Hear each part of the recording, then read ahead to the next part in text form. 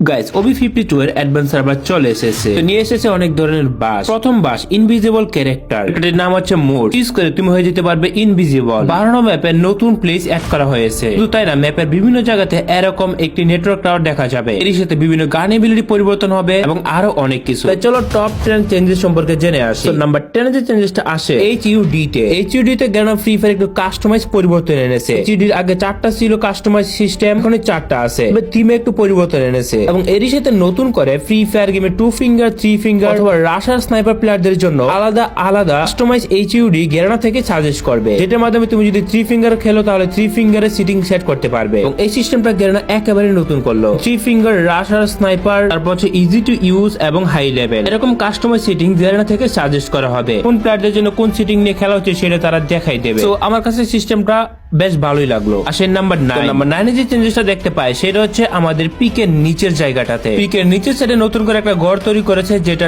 Newly add হয়েছে। এই জায়গাটা যদিও আগে খালি খালি লাগতো, বাট এখানে কিন্তু নতুন করে একটা ঘর অ্যাড করে দিয়েছে এবং এটা কিন্তু টোটালি একেবারেই নতুন। তো দেখতে পারতেছো ঘরের ভিতরটা এরকম হবে, ঘরটার মধ্যে চুলমুল কাটা হয়ে আর কি বুঝা যাইতেছে এটা একটা সেলুনের ঘরের মতো হবে। এই ঘরটা উপরের দিকে যদি যাই তাহলে দেখতে পারবে আরো ভিন্ন কিছু। আমরা যখন উপরে উঠি তখন দেখতে পাই যে ছোট একটা কম্পাউন্ডের মতো আছে। এখান থেকে চারো দিক দিয়ে কিন্তু ফাইট করার অবস্থান আছে। এখান থেকে সার্ভাইভ করাটা খুবই সহজ হবে এই জায়গাটাতে। তো OB52 আপডেটে আমরা গেমের মধ্যে এই জায়গাটাকে নতুন করে নাম্বার 8 যে পরিবর্তনটা দেখতে পাই সেটা হচ্ছে ক্যারেক্টার স্কিলে বুস্ট। এই সিস্টেমটা একেবারে নতুন, যেটা আমি নিউলি অবজার্ভ করি। গেমের মধ্যে একটা ক্যারেক্টার স্কিল পাই যেখান থেকে আলাদা আলাদা ভার্সন ইউজ করার সুযোগ করে দিতেছে। এখান থেকে যেটা সিলেক্ট করবে সেটাই শো হবে। সিলেক্ট করে দিলাম ক্যারেক্টার স্কিল, এটা বুস্ট হয়ে গেল। মানে আশেপাশে আমার এনিমি থাকলে তো ওই বুস্ট অনুযায়ী আমাদের শো করবে। তো এটা কিন্তু একেবারে নতুন পেলাম, এরকম সিস্টেম এর আগে আমি ফেস করি নাই। তো এখানে দেখতে পাচ্ছ স্কিলটার উপরে প্লাস একটা আইকন থাকে, এটাতে চাপ দিলেই এখানে 2টা ভার্সন আছে। তোমার ইচ্ছা মতো তুমি যে কোনো স্কিলটা ব্যবহার করতে পারবে। মানে এটা হচ্ছে একই ক্যারেক্টারই 2টা ভার্সন, যেটা ইউজ করতে চাও ইউজ করতে পারো। তো চেঞ্জেস নাম্বার 7 এ যে ক্যারেক্টারটা আছে সেটা হচ্ছে মোড। তো এটা মেবি একটা গেম চেঞ্জিং ক্যারেক্টার হতে চলেছে। দেখো মোড ফ্রি ফায়ার গেমের এমন একটি ক্যারেক্টার হবে যেটা ফ্রি ফায়ার গেমে এনিমির সামনে ইনভিজিবল হয়ে যেতে পারবে।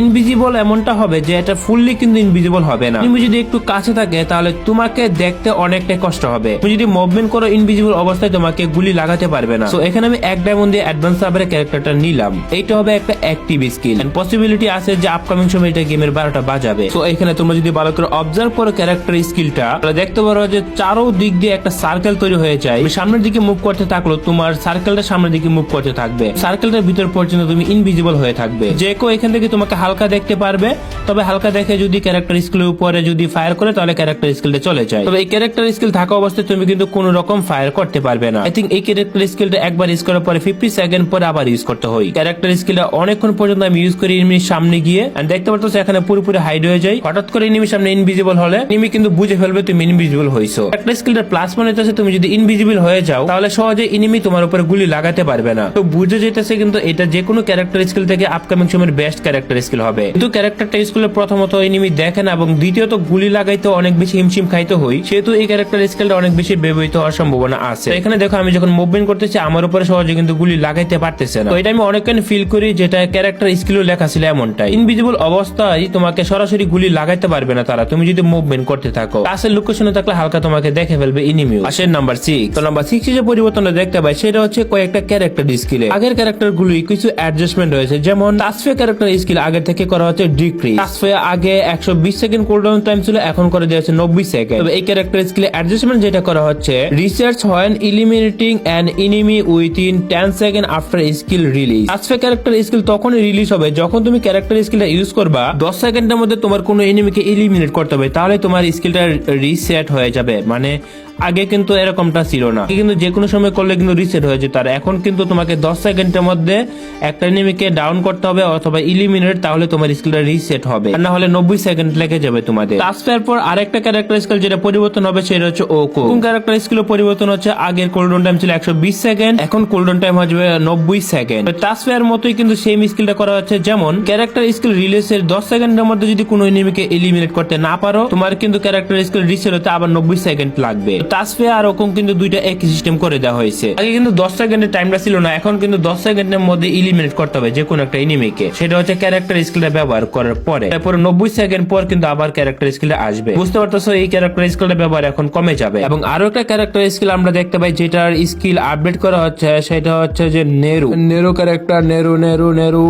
নেরু তো আমাদের সামনে নাই এখন। এই আপডেটে নেরু ক্যারেক্টার পাওয়ার আগের তুলনায় আরো বাড়ানো হইতেছে। তো নেরু ক্যারেক্টার সবাই ইউজ করে, সবাই জানো এবং কিভাবে ইউজ করতো এবং এটা থেকে কি ছুরা হতো। নেরু ক্যারেক্টারের মধ্যে যে একটা পুতুল অথবা প্লাসি যেটা ওকে বলে, এটা এখন যে কোনো বাধা অতিক্রম করে ব্যবহার হবে, মানে হচ্ছে যে আগের তুলনায় পাওয়ার অনেকটা বাড়িয়ে দেবে। আসে নাম্বার 5 এ অনেকগুলো গানের এবিলিটি পরিবর্তন করা হচ্ছে। প্রথম যে গানটা সেটা হচ্ছে M590। গেমে এগুলি শটগানের পাওয়ার তো সবাই জানোই, এটা ড্যামেজ বাড়াইতেছে এবং এক্সপ্লোশন ড্যামেজ যেটা ছিল এটাকে টোটালি রিমুভ করে দেওয়া হয়েছে। মানে